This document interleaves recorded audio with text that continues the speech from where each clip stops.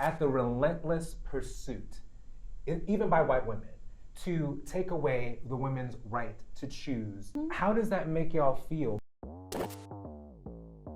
I'm feeling tired and I want to take a nap, and I know that you have the ability to make decisions for me because it's the decision that I would make for me, and you know me, then yeah, and I think that anyone, I don't think it's a woman thing, I think that anyone would submit. Typically, the conversation is more so about are men the ones that are in power, taking control over our rights, taking our rights away, giving us rights when they feel like it.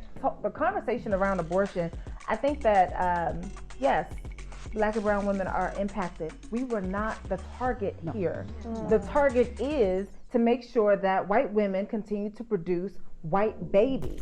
But I feel like the conversation has kind of stopped. I don't feel like I'm hearing as much conversation about what's going on and what's going to be the next step. You see a lot of misogyny, if I'm saying that properly, because you're also realizing that Black women's choices don't stop at Black men. I want to be protected when I'm around a man. And if we are not acknowledging that white supremacy is at the very center of the conversation, we lose.